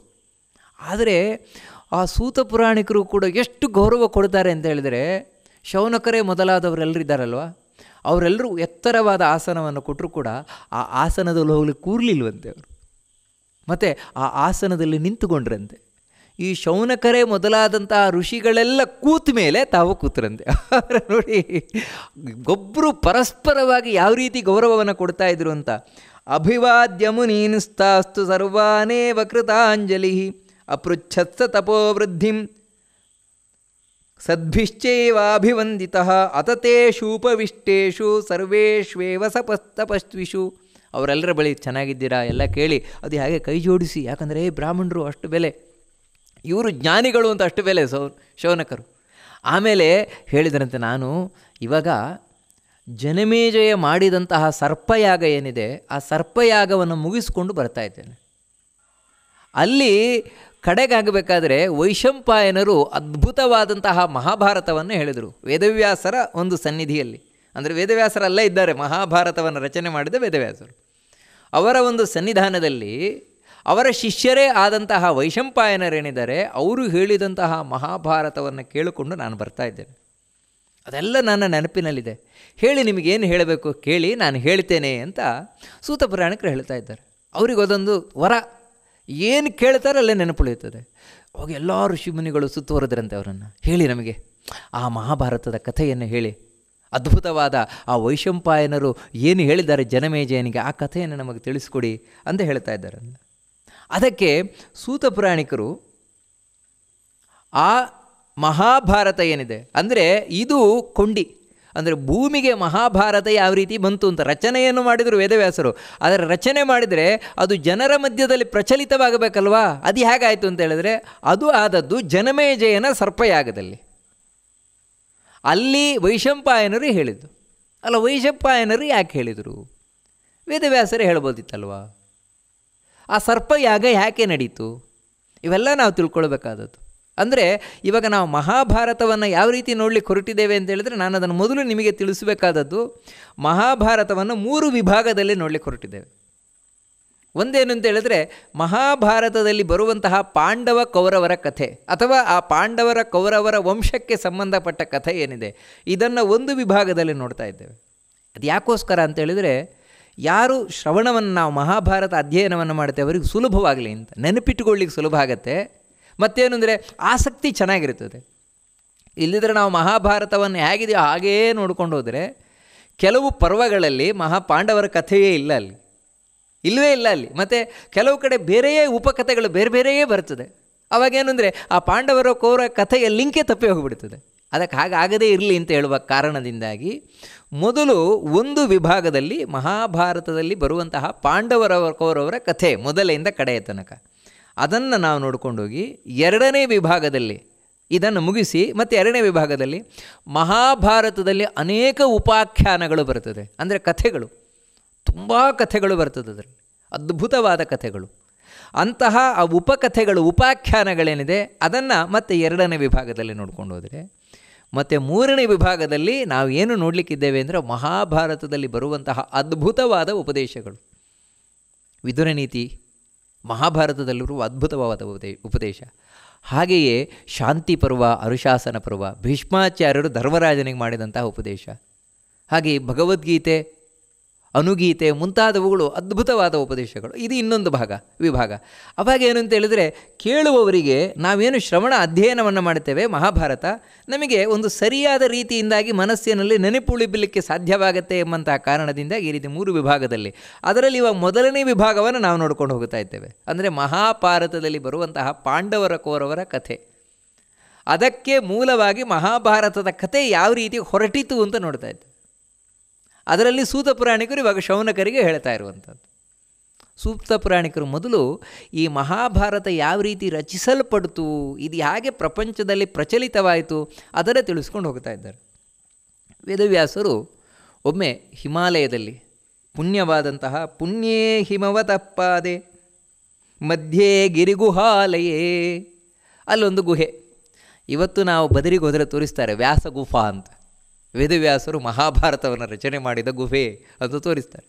ಅದೇ ಹೌದು ಅಲ್ವ ಗೊತ್ತಿಲ್ಲ, ಅಂತೂ ಅಲ್ಲಿಯೇ ಸರಸ್ವತಿ ನದಿ ತೀರದಲ್ಲಿ ವೇದವ್ಯಾಸರು ಈ ಮಹಾಭಾರತವನ್ನು ತಾವು ರಚನೆಯನ್ನು ಮಾಡಿದರಂತೆ. ಅದು ಯಾಕೆ ರಚನೆ ಮಾಡಿದರು ಅಂದರೆ ತಾವಾಗೇ ರಚನೆ ಮಾಡಿದ್ದಲ್ಲ, ಅದಕ್ಕೆ ಒಂದು ಮೂಲ ಕಾರಣ ಇದೆ. ಅವಾಗ ಏನಾಗಿತ್ತು ಅಂತ ಹೇಳಿದರೆ, ಇಲ್ಲಿ ಧರ್ಮನಷ್ಟ ಜ್ಞಾನ ಕೃಪಾಲುಭೀಹಿ, ಜನರಲ್ಲಿ ಜ್ಞಾನ ಮರೆಯಾಗ್ಬಿಟ್ಟಿತ್ತಂತೆ. ಯಾವಾಗ ಜ್ಞಾನ ಇಲ್ಲ ಅಜ್ಞಾನ ವಿಪರೀತ ಜ್ಞಾನ, ಅಂದರೆ ಎಲ್ರಿಗೂ ತಪ್ಪು ತಿಳುವಳಿಕೆ.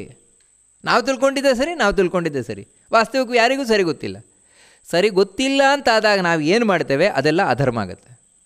ತಿಳಿದು ಮಾಡಿದಾಗ ಮಾತ್ರವೇ ಪ್ರತಿಯೊಂದು ಧರ್ಮವಾಗ್ತದೆ ಹೊರತು ತಿಳಿಯದೇ ಇದ್ದಾಗ ಅಧರ್ಮವೇ ಆಗುವಂಥದ್ದು. ಆ ರೀತಿ ಅಧರ್ಮ ಹೆಚ್ಚಾಗಿದೆಯಂತೆ. ಎಲ್ಲ ಕಡೆಯೂ ಕೂಡ ಅಧರ್ಮ ಹೆಚ್ಚಾಗಿದೆ. ಅದರಿಂದಾಗಿಯೇ ಯಾರಿಗೂ ಶಾಂತಿ ಇಲ್ಲ, ನೆಮ್ಮದಿ ಇಲ್ಲ. ತುಂಬ ಒದ್ದಾಡ್ತಾ ಇದ್ದಾರಂತೆ. ಅಲ್ಲ ಹೋಗಲಿ ದುಷ್ಟರೆಲ್ಲ ನಾಶ ಆಗಿ ಹೋಗ್ತಾರಲ್ವ ಅಂತ ಹೇಳಿದರೆ, ದುಷ್ಟರೊಟ್ಟಿಗೆ ಸಜ್ಜನರು ನಾಶ ಆಗ್ತಾರಲ್ವ, ಅದು ಕಷ್ಟ. ಒಂದು ಸಾಂಕ್ರಾಮಿಕ ರೋಗ ಬಂತು ಅಂತ ಹೇಳಿದರೆ, ಸಾಂಕ್ರಾಮಿಕ ರೋಗ ಯಾರೋ ಕೆಟ್ಟವ್ರಿಗೆ ಮಾತ್ರ ಬಂದು ಹೋಗ್ತದೆ ಅಂತಲ್ಲ, ಕೆಟ್ಟವ್ರ ಪಕ್ಕದಲ್ಲಿ ಒಳ್ಳೆಯವ್ರು ನಿಂತಿದ್ರೆ ಅವರಿಗೂ ಸಹಜವಾಗಿ ಬಂದೇ ಬರ್ತದೆ ತಾನೆ. ಹಾಗೆಯೇ ಇಲ್ಲಿ ಎಲ್ಲ ಕಡೆಯೂ ಕೂಡ ಈ ಅಧರ್ಮ ಪಸರಿಸಲ್ಪಡುತ್ತಂತೆ. ಅದರಿಂದಾಗಿ ಕಷ್ಟದ ಮೇಲೆ ಕಷ್ಟ. ಏನು ಮಾಡಬೇಕು ಗೊತ್ತಾಗದೆ ಜನಗಳು ಒದ್ದಾಡ್ತಾ ಇರಬೇಕಾದ್ರೆ ಬ್ರಹ್ಮಾದಿ ದೇವತೆಗಳಿದನ್ನು ನೋಡಿದರಂತೆ.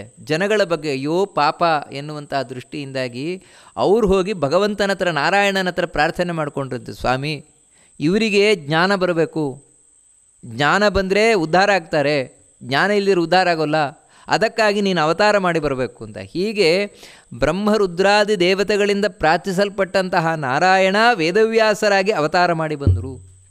ವೇದವ್ಯಾಸರಾಗಿ ಅವತಾರ ಮಾಡಿ ಬಂದು ತಾವು ವೇದವನ್ನು ವಿಭಾಗವನ್ನು ಮಾಡಿ ಬ್ರಹ್ಮಸೂತ್ರ ಮುಂತಾದವುಗಳನ್ನು, ಪುರಾಣಗಳನ್ನೆಲ್ಲ ರಚನೆ ಮಾಡಿ, ಇನ್ನು ವಿಶೇಷವಾಗಿ ಯಾರೂ ವೇದವನ್ನು ಅರ್ಥ ಮಾಡಿಕೊಳ್ಳುವ ಕೆಪ್ಯಾಸಿಟಿ ಹೊಂದಿಲ್ಲ ಅಂಥವರಿಗೋಸ್ಕರವೇ, ಮತ್ತು ವೇದ ಮುಂತಾದವುಗಳಿಗೆ ಹೇಗೆ ಅರ್ಥ ಮಾಡಬೇಕು ಅಂತ ತೋರಿಸಿಕೊಡ್ಲಿಕ್ಕೋಸ್ಕರವೇ ಮಹಾಭಾರತವನ್ನು ರಚನೆ ಮಾಡಿದರು ವೇದವ್ಯಾಸರು. ಆ ಮಹಾಭಾರತವನ್ನು ರಚನೆ ಮಾಡಿದ್ದಾರೆ.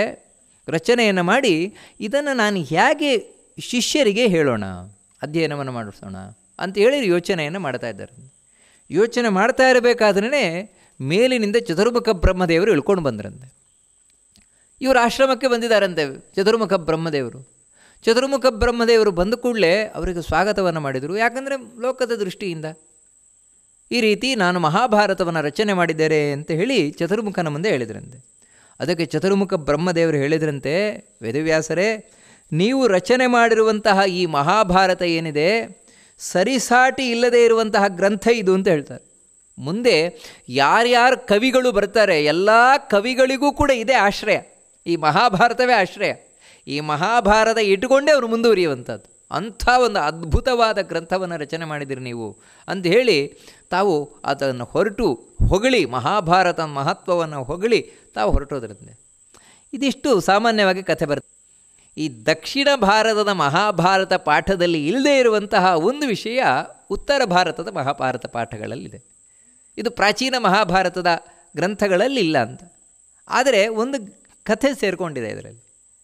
ಅದೇನು ಅಂತ ಹೇಳಿದರೆ ಅದನ್ನು ಹೇಳಿಬಿಡ್ತೇನೆ. ಯಾಕಂದರೆ ಈ ವಿಷಯವನ್ನು ಹರಿಕಥಾಮೃತ ಸಾರದಲ್ಲಿ ವಿಘ್ನೇಶ್ವರ ಸಂಧಿಯಲ್ಲಿ ಜಗನ್ನಾಥದಾಸರು ಹೇಳ್ತಾರೆ. ವ್ಯಾಸಕೃತ ಗ್ರಂಥಗಳ ಬರೆದು ವಿಸ್ತರಿಸಿದೆಯೋ ಲೋಕದಲ್ಲಿ ಲೇಖಕಾಗ್ರಣಿ ಅಂತ ಗಣಪತಿಯನ್ನು ಹೊಗಳ್ತಾರೆ. ವ್ಯಾಸಕೃತ ಗ್ರಂಥಗಳ ಬರೆದು ವಿಸ್ತರಿಸಿದೆಯೋ ಅಂತ. ಆದರೆ ಈ ಘಟನೆ ಈ ಮಹಾಭಾರತದ ಪ್ರಾಚೀನ ತಾಡವಾಲಗಳಲ್ಲಿಲ್ಲ. ಆದರೂ ಕೂಡ ಒಂದು ಕಥೆ ಇದೆ, ಆದರೂ ಹೇಳಿಬಿಡೋಣ. ಯಾಕಂದರೆ ಗಣಪತಿ ಪ್ರಾರ್ಥನೆ ಮಾಡಿದಾಗ ಆಗುತ್ತೆ. ಏನು ಅಂದರೆ ಇದನ್ನು ಬರೆಯುವವರು ಯಾರು ಅಂತ. ರಚನೆ ಅನ್ನುವಂಥದ್ದು ಮನಸ್ಸಿನಲ್ಲಿ ನಡೆಯುವಂತಹ ಒಂದು ಘಟನೆ. ಆದರೆ ಅದು ಲೋಕಕ್ಕೆ ಬರಬೇಕು ಅಂತ ಹೇಳಿದ್ರೆ ಪುಸ್ತಕ ರೂಪದಲ್ಲಿ ಬರಬೇಕು. ಅದಕ್ಕೆ ಬರೆಯುವವರು ಯಾರು ಅಂತ ಹೇಳಿದಾಗ ಅದಕ್ಕೆ ಸರಿಯಾದವನು ಗಣಪತಿಯೇ ಅಂತ ಹೇಳಿ ಗಣಪತಿಯನ್ನು ವೇದವ್ಯಾಸರು ನೆನೆಸಿಕೊಂಡ್ರಂತೆ. ಕೂಡಲೇ ಗಣಪತಿ ಎದುರಿಗೆ ಪ್ರತ್ಯಕ್ಷನಾದಂತೆ. ಗಣಪತಿ ಪ್ರತ್ಯಕ್ಷನಾಗ ವೇದವ್ಯಾಸರೇ ಹೇಳಿ ನಾನು ಏನು ಮಾಡಬೇಕು, ಈ ರೀತಿ ನಾನು ಮಹಾಭಾರತ ರಚನೆ ಮಾಡಿದ್ದೇನೆ, ಅದನ್ನು ಗ್ರಂಥ ರೂಪದಲ್ಲಿ ನೀನು ತರಬೇಕು, ಬರಿಬೇಕು ಅಂತ ಹೇಳಿದ್ರಂತೆ ವೇದವ್ಯಾಸರು. ಅದಕ್ಕೆ ಗಣಪತಿ ಹೇಳಿದಂತೆ, ಆಯಿತು ನಾನು ಖಂಡಿತ ಬರೀತೇನೆ, ಆದರೆ ನಾನು ಗಣೇಶ ಅಂದರೆ ನಾನು ವಿಘ್ನೇಶ, ನಾನು ಬರೀಲಿಕ್ಕೆ ಶುರು ಮಾಡಿದೆ ಅಂದರೆ ಮಧ್ಯದಲ್ಲಿ ವಿಘ್ನ ಬರಲಿಕ್ಕಿಲ್ಲ, ಅಂದರೆ ಬರಿತಾನೇ ಹೋಗಬೇಕು, ನಿಲ್ಲಿಸಲಿಕ್ಕಿಲ್ಲ, ಆ ರೀತಿ ನೀವು ಹೇಳ್ತಾ ಹೋಗಬೇಕು ಅಂತ. ಅದಕ್ಕೆ ವೇದವ್ಯಾಸರು ಪ್ರತಿಯಾಗಿ ಒಂದು ಷರತ್ತನ್ನು ಹಾಕಿದ್ರಂತೆ. ಏನಂದರೆ, ಆಯಿತು ನಾನು ಹೇಳ್ತೇನೆ, ಆದರೆ ನಾನು ಏನು ಹೇಳ್ತೇನೆ ಅದನ್ನು ಅರ್ಥ ಮಾಡ್ಕೊಂಡು ಬರಿಬೇಕು ಅಂತ, ಸುಮ್ಮನೆ ಬರೀಬಾರ್ದು ಅಂತ. ಆಯಿತು ಅಂತ ಗಣಪತಿ ಒಪ್ಪಿದ್ದಂತೆ. ಈ ರೀತಿ ಗಣಪತಿ ಬರೀಲಿಕ್ಕೆ ಶುರು ಮಾಡಿದ, ವೇದವ್ಯಾಸರು ಹೇಳಲಿಕ್ಕೆ ಶುರು ಮಾಡಿದ್ರು ಅಂತ. ಇವತ್ತು ಬದರಿಯಲ್ಲಿ ಗಣಪತಿ ಗುಫಾ, ಗಣೇಶ ಗುಫಾ ಅಂತಲೂ ತೋರಿಸ್ತಾರೆ. ಗಣಪತಿ ಕೂತು ಬರದಾದ್ದು ಅಂತ ಆ ರೀತಿ ಒಂದು ಹೇಳೋದು ಕೂಡ ಉಂಟು. ಆ ಬರಿಬೇಕಾದ್ರೆ ವೇದವ್ಯಾಸರು ಅದಕ್ಕಾಗಿಯೇ ಕೆಲವು ಶ್ಲೋಕಗಳು, ಕಗ್ಗಂಟಿನ ಶ್ಲೋಕಗಳನ್ನು ತಾವು ಹೇಳಿದರು. ಅದನ್ನು ಅರ್ಥ ಮಾಡ್ಕೊಳ್ಳಿಕ್ಕೆ ಸ್ವಲ್ಪ ಗಣಪತಿ ಯೋಚನೆ ಮಾಡುವಾಗೆ ಆಯಿತು. ಅಂತೇಳಿದರೆ ದೇವತೆಯಾದಂತಹ ಗಣಪತಿಯೂ ಕೂಡ ತಲೆ ಕಳಿಸ್ಕೊಳ್ಬೇಕಾದಂತಹ ಶ್ಲೋಕ ಅಂತ ಹೇಳ್ತಾರೆ. ಅಂಥ ಗ್ರಂಥ ಇದು ಮಹಾಭಾರತ. ವಾಸ್ತವಿಕವಾಗಿ ಇದು ಈ ದಾಕ್ಷಿಣಾತ್ಯ ಪಾಠದಲ್ಲಿ ಇಲ್ಲ, ಈ ಕಥೆ ಇಲ್ಲ. ಹಾಗಿದ್ರೂ ಕೂಡ ಈ ಕಥೆ ಇರುವುದರಿಂದಾಗಿ ಇದನ್ನು ಹೇಳಿ ಮುಂದುವರ್ಕೊಂಡು ಹೋಗೋಣ. ಈ ಮಹಾಭಾರತ ಏನು ಹೇಳ್ತಾ ಇದೆ ಅದನ್ನು ಸೂತ ಪುರಾಣಿಕರು ಇವಾಗ ಹೇಳ್ತಾ ಇದ್ದಾರೆ. ಈ ರೀತಿ ವೇದವ್ಯಾಸರು ಮಹಾಭಾರತವನ್ನು ರಚನೆ ಮಾಡಿದರು. ನಿಜವಾಗಲೂ ಕೂಡ ವಿಸ್ತಾರಂ ಕುರುವಂಶಸ್ಯ, ಕುರುವಂಶ ಏನಿದೆ ಕೌರವ ವಂಶ, ಚಂದ್ರವಂಶ, ಅದರ ಒಂದು ವಿಸ್ತಾರವನ್ನು ತಿಳಿಸ್ಕೊಂಡು ಬರ್ತಾ ಇದೆ ಮಹಾಭಾರತ.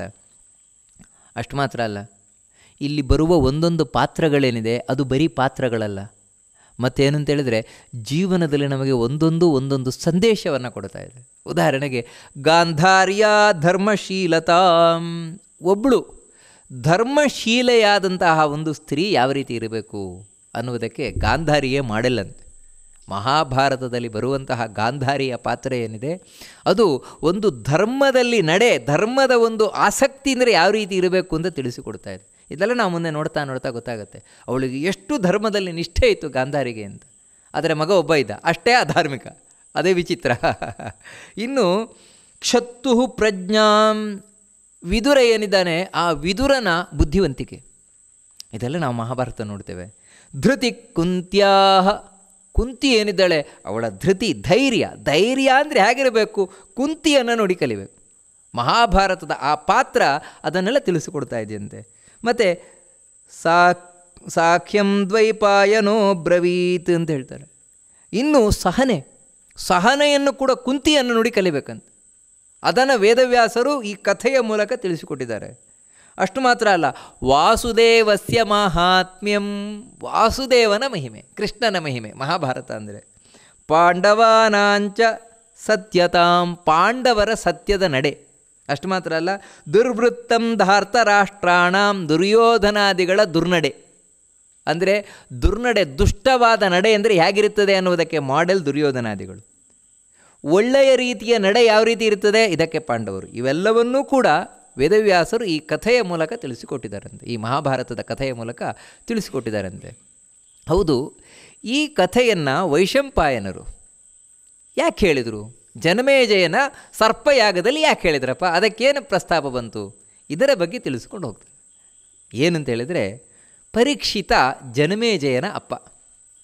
ಪರೀಕ್ಷಿತ ಮತ್ಯಾರು ಅಲ್ಲ, ಪಾಂಡವರ ಮೊಮ್ಮಗ, ಅರ್ಜುನನ ಸಾಕ್ಷಾತ್ ಮೊಮ್ಮಗ. ಉಳಿದ ಎಲ್ಲ ಪಾಂಡವರಿಗೂ ಇನ್ನೊಬ್ಬನೇ ಮೊಮ್ಮಗ. ಅಂದರೆ ಅರ್ಜುನನ ಮಗ ಅಭಿಮನ್ಯುವಿನ ಮಗನೇ ಈ ಪರೀಕ್ಷಿತ.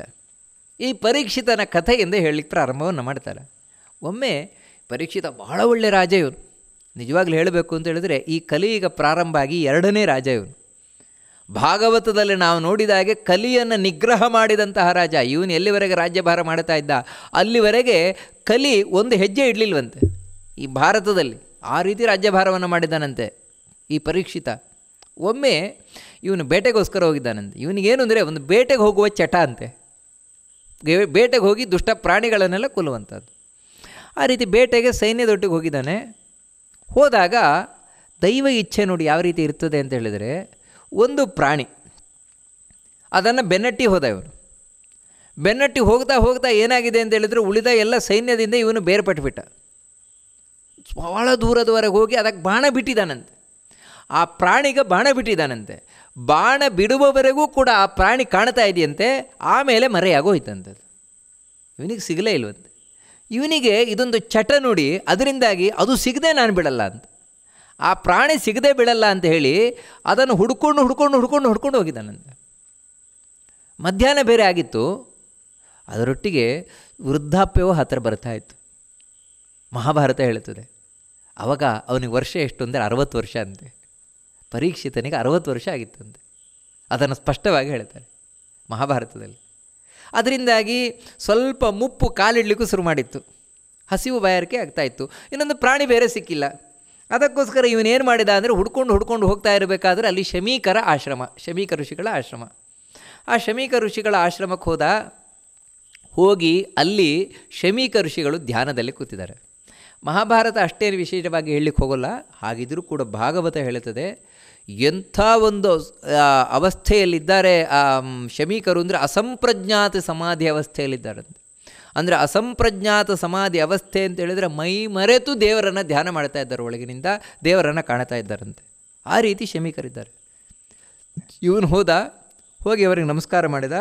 ನಮಸ್ಕಾರ ಮಾಡಿ ಪ್ರಾರ್ಥನೆಯನ್ನು ಮಾಡಿಕೊಂಡ. ಭೋ ಬ್ರಹ್ಮನ್ ಅಹಂ ರಾಜ ಪರೀಕ್ಷಿತ್ ಅಭಿಮನ್ಯುಜ. ಸ್ವಾಮಿ, ನಾನು ಅಭಿಮನ್ಯುವಿನ ಮಗನಾದಂತಹ ಪರೀಕ್ಷಿತ ಬಂದಿದ್ದೇನೆ.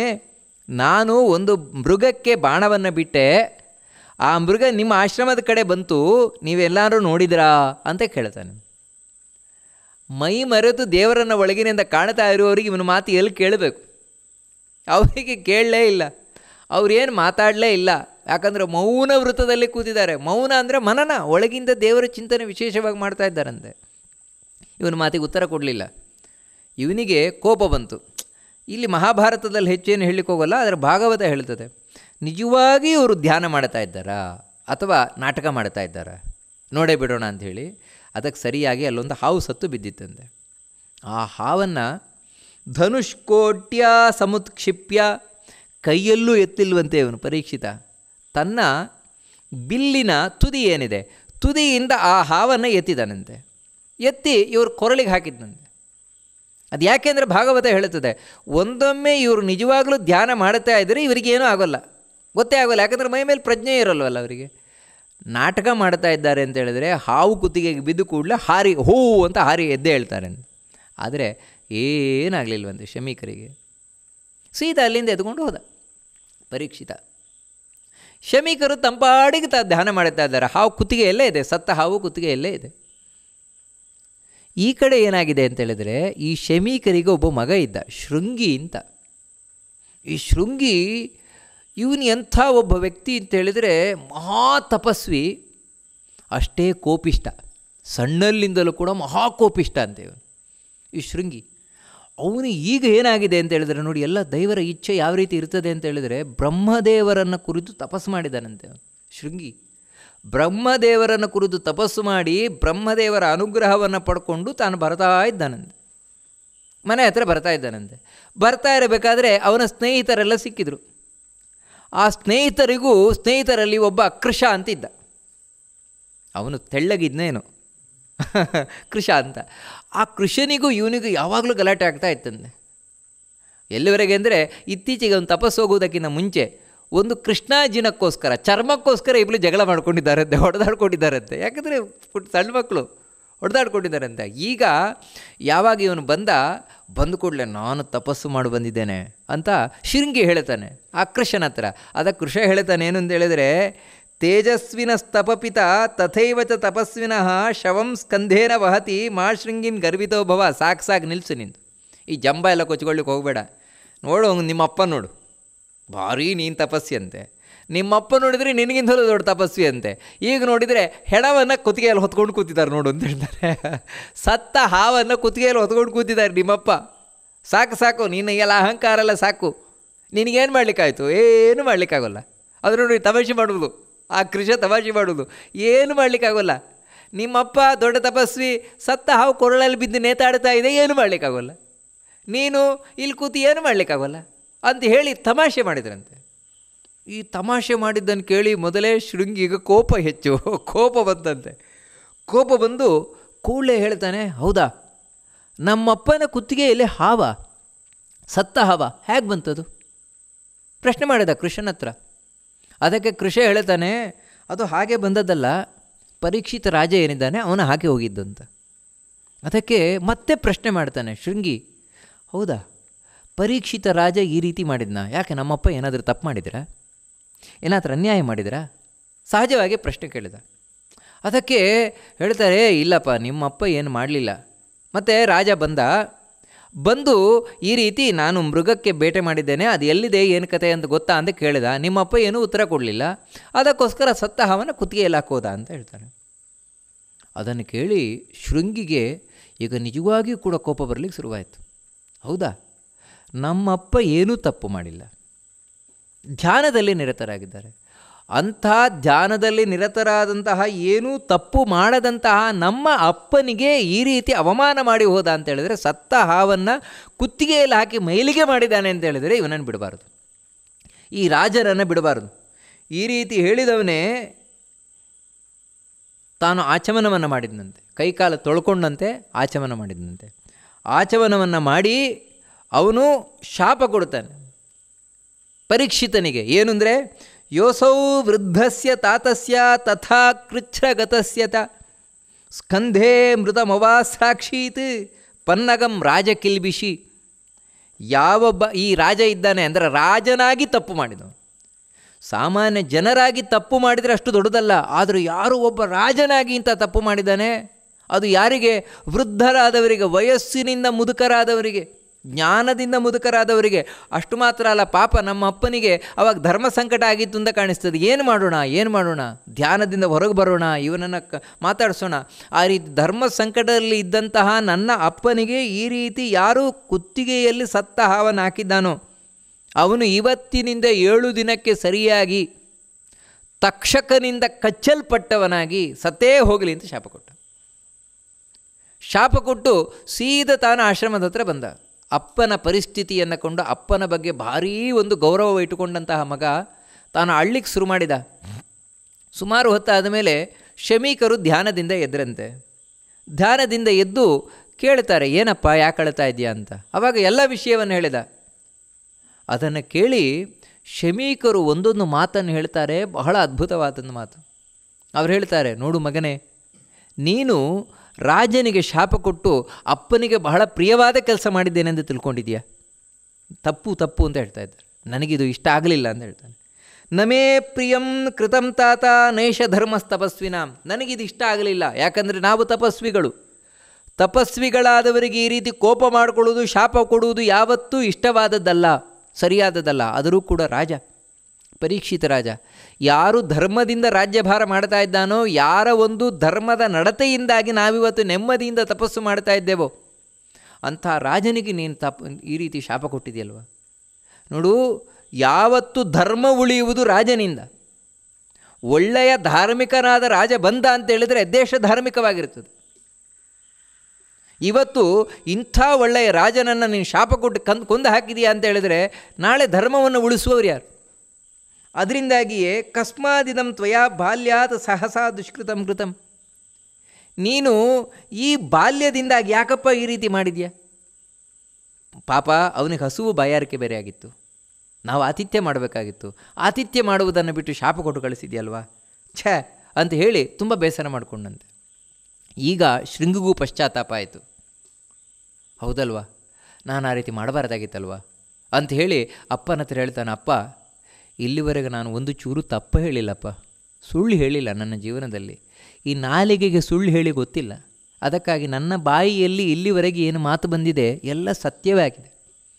ಅದೇ ರೀತಿ ಈಗ ನಾನೇನು ಪರೀಕ್ಷಿತನಿಗೆ ಶಾಪ ಕೊಟ್ಟಿದ್ದೇನೆ ಅದು ಕೂಡ ಸತ್ಯ ಆಗೇ ಆಗತ್ತೆ ಅಂತ ಹೇಳ್ತಾನೆ. ಸುಳ್ಳು ಆಗಲಿಕ್ಕೆ ಸಾಧ್ಯವೇ ಇಲ್ಲ. ಅಂದರೆ ಹಾವು ಕಚ್ಚಿ ಪರೀಕ್ಷಿತ ಸತ್ಯ ಸಾಯ್ತಾನೆ ಅಂತ ಹೇಳ್ತಾರೆ ಶಮೀಕರು. ಗೊತ್ತು ನನಗೆ ಅಂತ, ನಿನ್ನ ಮಾತು ಸುಳ್ಳಾಗುವುದಿಲ್ಲ ಅಂತಲೂ ಗೊತ್ತು. ಹಾಗಿದ್ದರೂ ಕೂಡ ತಂದೆಯಾದವನು ಮಗನಿಗೆ ಉಪದೇಶವನ್ನು ಕೊಡಬೇಕು. ನೋಡಿ, ಒಂದು ಒಳ್ಳೆಯ ಮಾತು ಹೇಳ್ತಾರೆ. ಏನು ಅಂತ ಹೇಳಿದ್ರೆ, ಪಿತ್ರಾ ಪುತ್ರೋ ವಯಸ್ಥೋಪಿ ಸತತಂ ವಾಚ್ಯ ಏವಹಿ. ಮಗ ದೊಡ್ಡವನಾದರೂ ಕೂಡ ಮಗನಿಗೆ ಒಳ್ಳೆಯ ನಡವಳಿಕೆಯನ್ನು ಹೇಳಬೇಕಾದದ್ದು ಅಪ್ಪನ ಕರ್ತವ್ಯ. ದೊಡ್ಡವನಾದ ಮೇಲೂ ಕೂಡ ಇನ್ನೇನು ಹೊಡೆದು ಬಡದು ಅಲ್ಲ, ನೋಡು ನೀನು ಮಾಡ್ತಾ ಇರೋದು ತಪ್ಪು, ಹೀಗೆ ಮಾಡಬೇಕು ಅಂತ ಹೇಳೋದು ಕರ್ತವ್ಯ. ಹಾಗಿರಬೇಕಾದ್ರೆ ನೀನಿನ್ನೂ 5 ವರ್ಷದ ಹುಡುಗ, ನಿನಗೆ ನಾನು ಹೇಳಬೇಕೋ ಬೇಡವಾ?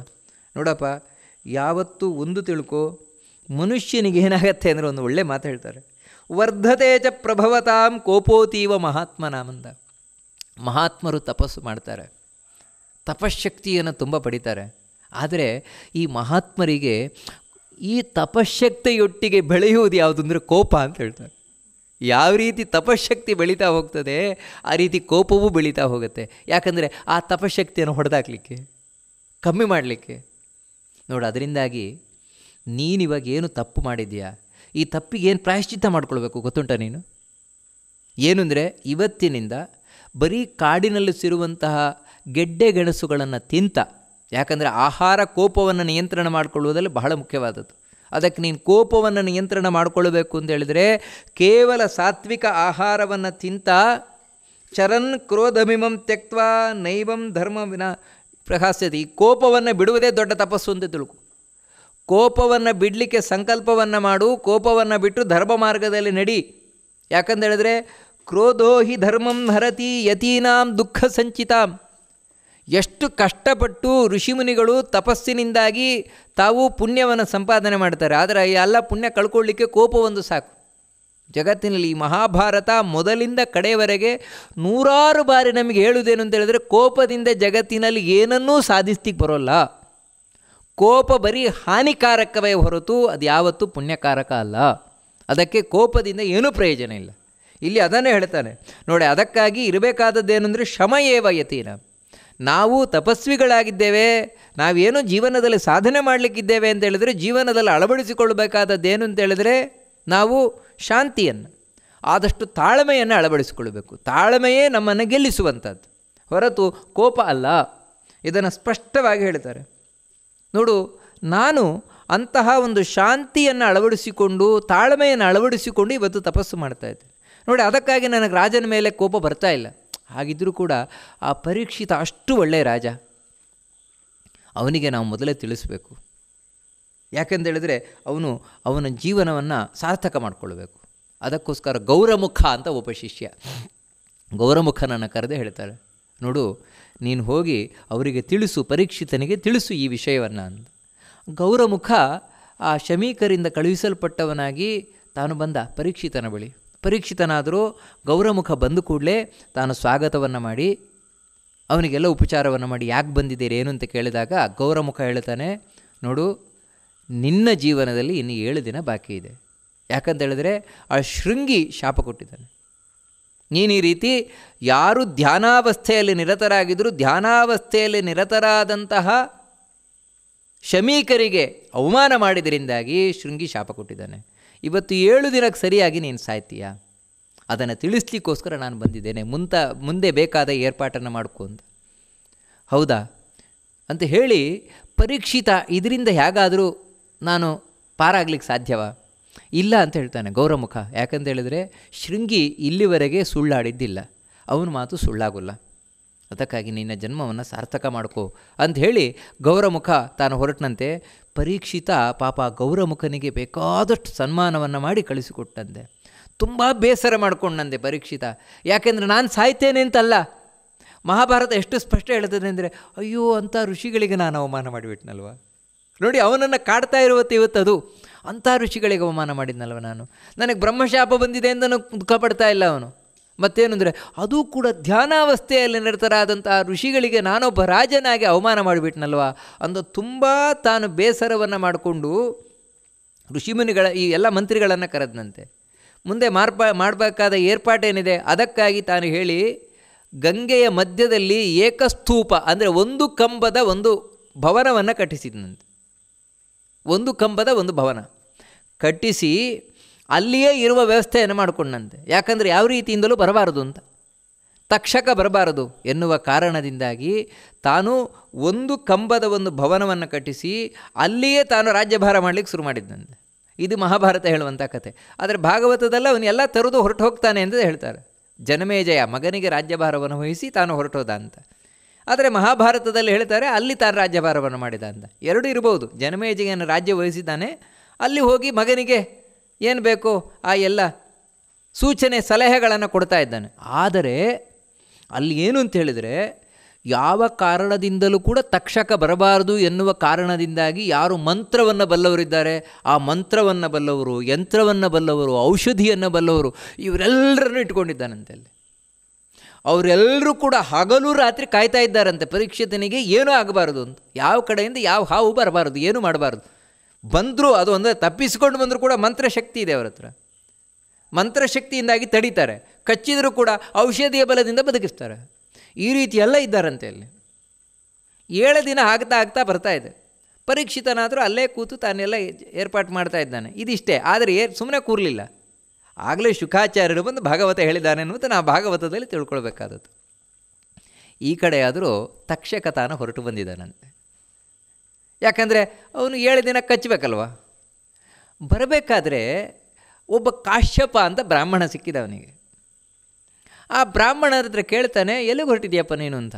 ನಾನು ಪರೀಕ್ಷಿತ ಇದ್ದಾನಲ್ಲ ಅಲ್ಲಿಗೆ ಹೊರಡ್ತಾ ಇದ್ದೇನೆ ಅಂತ ಹೇಳ್ತಾನೆ. ಯಾಕೆ? ಅವನನ್ನು ತಕ್ಷಕ ಕಚ್ಚುತ್ತಾನಂತೆ.